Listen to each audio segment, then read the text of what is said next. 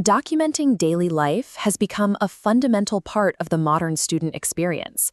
Sharing a quick video from the hallway or updating friends on your schedule is a normal, social way to stay connected. It usually starts with a routine action, taking out a phone, framing a smile, and snapping a selfie in the middle of a busy campus. Then comes the caption, "First day of school, grade 9, room 203, waiting for my parents at gate 2 after class." The goal is to share a milestone with peers and keep family informed about afternoon plans.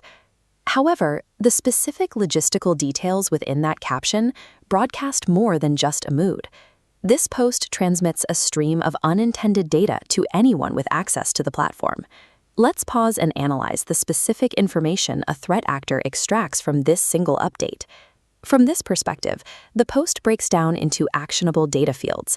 These text elements, room 203, gate 2, and after class, function as a predictable itinerary. Stating exactly when and where you will be waiting identifies a precise physical endpoint where a student will be stationary and reachable at a specific time. The photograph provides further visual metadata. Even if the caption omits your name, the image itself contains institutional and personal identifiers. The logo on the uniform identifies the specific school district, while the text on the lanyard reveals a full legal name. This single, unvetted post has effectively become a detailed intelligence brief. It provides a stranger with the exact data needed to locate and identify a student in the real world. These vulnerabilities appear across many different types of routine updates. A birthday graphic displaying a full birth date, month, and year provides the exact data points that banks and government agencies use to verify a person's identity. Vacation posts create a different kind of risk. Tagging a live location far from your neighborhood creates a digital breadcrumb trail. This confirms your current whereabouts to people in that area, while simultaneously signaling that your home is currently unoccupied. Oversharing is a qualitative risk. It is determined by the sensitivity of the data leaked, not by how frequently someone chooses to post.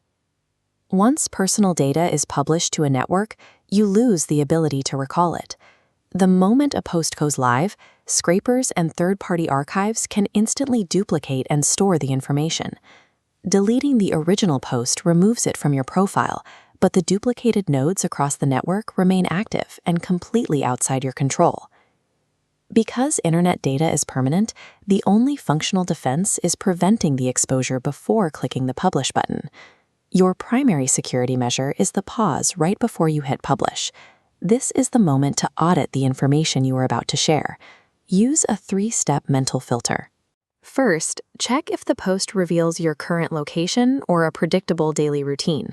Second, scan the image for direct personal data. This includes school logos, addresses, or identity cards that should be purposefully obscured. Third, check for the presence of others. Assess whether the post puts your friends or classmates at risk, and ensure you have their consent. Treating this checklist as a habit turns every post into a sanitized, safe update. Applying these filters changes the original first day post into a safe version. The selfie is tightly cropped to hide the school logo, and the caption focuses on the experience rather than the logistics. The emotional value of sharing the moment remains intact, but the actionable data has been eliminated. Responsible digital citizenship is the first step towards physical safety. By maintaining your own data hygiene, you protect the security of your entire digital school community.